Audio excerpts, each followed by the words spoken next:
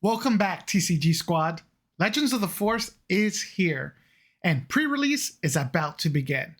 But before you open those packs, you need to know which leaders are actually good, and which ones will leave you stuck in a clunky deck for 4 rounds. It's not fun. Today, I'm ranking every new leader on Legends of the Force when it comes to pre-release, guys.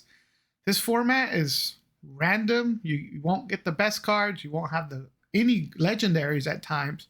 So you have to make best of what you pull. I will break down each leader by their stats, any abilities, and how likely they're going to work in that limited pull range. Also, don't forget about our giveaway. When I reach a milestone in YouTube, I am going to give away the Sector Qualifier Obi-Wan promo. It's an extremely beautiful promo, and guess what? It's going to be perfect for you to bling out your deck with Legends of the Force. Let's jump into the rankings, starting with the best tier. We'll start off with Mother Talzin. She's a Vigilance Villainy leader. Her action says, use the Force, give a token -1/-1 for this phase. Epic action, if you control 5 or more resources, you get to deploy this leader. On the leader unit side, she has 3 attack and 7 defense with on attack, you may give a unit -1/-1 for this phase. Wow, I'm going to tell you guys, Mother Talzin is extremely powerful just because of her leader ability alone. In a limited environment, removal is extremely lacking, like you won't have much. So Mother Talzin's is like a miniature removal when you use it because it allows you to pick up all your opponent's units that are close to dying, meaning within 1 life. And also, at 5 resources, she has solid stats. A 3/7, that's exactly what I like to see. The next up on that list is Obi-Wan Kenobi. Obi-Wan is a command heroism leader. His action says, use the Force, give an experience token to a unit without an experience token on it. Obi-Wan deploys at 5 resources. On his leader unit side, he is a 3/6 with on attack. You may give an experience token to other unit without an experience token on it. Now, very similar to Talzin, but Obi makes all your units a little bit stronger. And then limited, this is actually extremely powerful because we don't have the most optimized stats on unit. So you might have a pay a little bit more for a less stats, but Obi-Wan fixes that problem and will make it at least decent or better. At 5 resource deployment, Obi-Wan's stats are solid. 3/6, not the ideal 3/7, but again, his on attack makes up for it. Now, that's actually it for the best tier. I don't have any other leaders that will come close to Mother Talzin or Obi-Wan. So if you pull these during your pre-release, these are the leaders I for sure would recommend you start with. Now, if you're new to the channel, hit that like button, comment, and subscribe. I appreciate it. Every subscription helps. And also, join us live every Tuesday and Thursday at 9 p.m. Central, where I'll be doing any kind of deck tags, I'll be testing on Carabuys, or doing any kind of card reviews, anything for new players and seasoned players themselves. Now, let's look at the leaders in the good tier. These leaders are generally good and not dependent on much. Starting us off, we're going to look at Supreme Leader Snoke. So Snoke is a command villainy leader. His action says action pay 1, give an experience token to a unit with the most power among friendly units, specifically villainy unit. He deploys at 6. On his leader unit side, Snoke's a 4/7, and it says on attack, give an experience token to the unit with the most power among friendly units. Again, villainy being the keyword. Now, Snoke's ability is almost exactly the same of Obi-Wan with a couple of exceptions. You can only give the experience token to the strongest unit on your side of the field, and it has to be villainy, which is a little bit less good as Obi-Wan's. I was going to put Snoke in the best tier, but having your leader out at 5 resources is really powerful, but the conditions of Snoke's making it slightly worse and coming out at 6 is why I'm putting him in this good tier. There can be times you might not have a villainy unit, so it won't even benefit you using it. And sometimes the strongest unit might be an aspect of a different type and not villainy, so again, it won't be that helpful. Next up, we're looking at Kanan Jarrus. Kanan is a Vigilance Heroism leader. His action says, pay 1, give a shield token to a creature or a specter unit.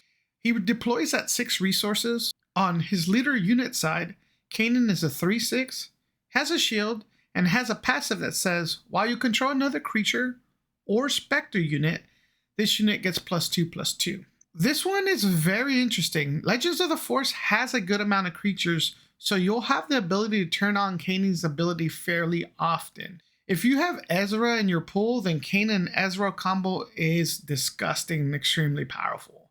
Even if you don't have a creature on the board when you deploy Kanan, he is a little bit underpowered until you have a creature or specter. This is why I have him in the good tier.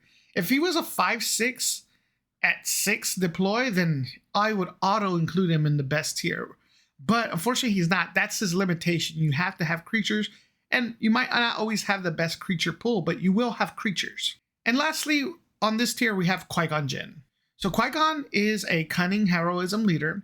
His action says, use the Force, return a friendly non-leader unit to its owner hand, play a non-villainy unit that costs less than the return unit from your hand for free.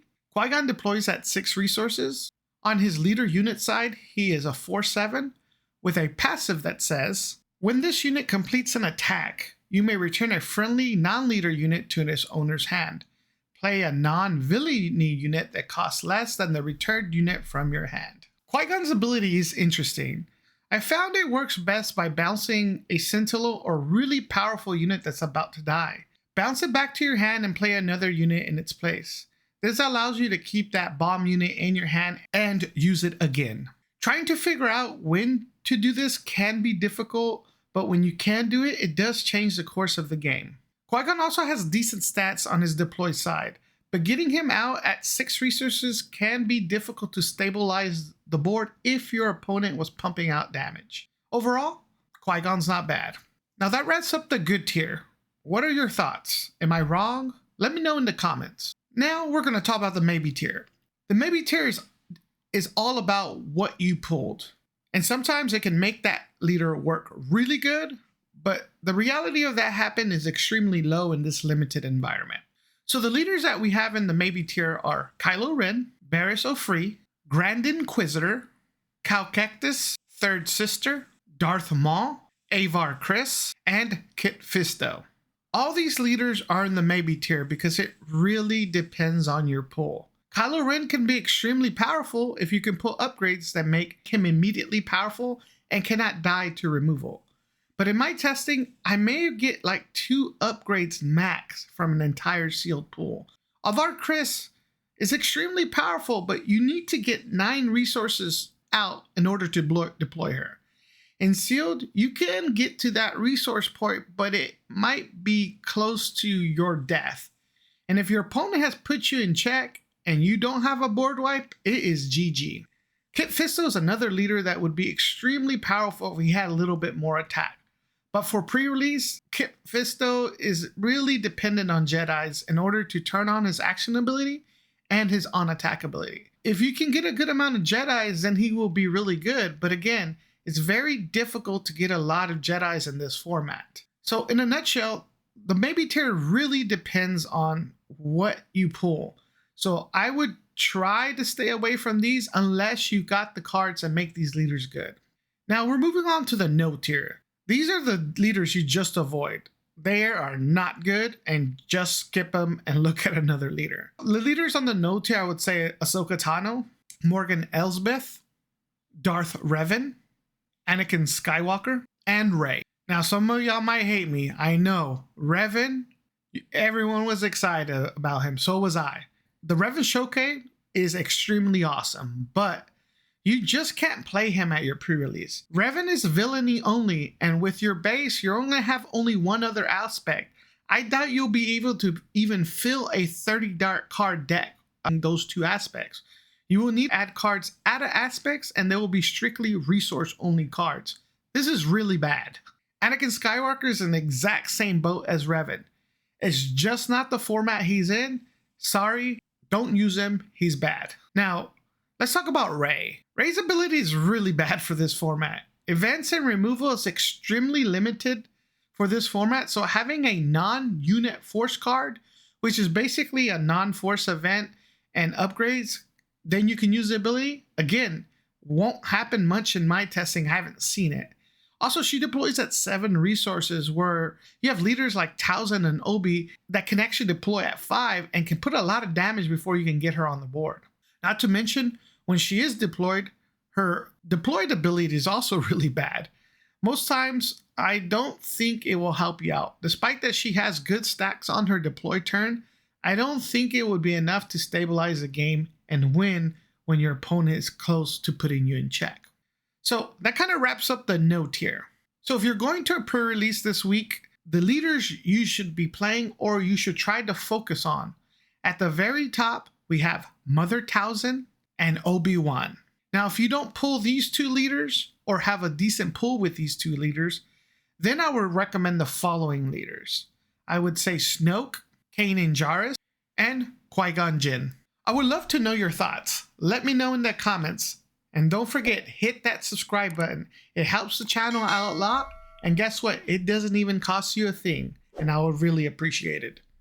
If you have friends that play or are new to Star Wars Unlimited, send them my way. I'm here to provide all the resources for new and casual players for Star Wars Unlimited. Happy 4th of July. May the Force be with you. May you have fun at your pre-release. Peace.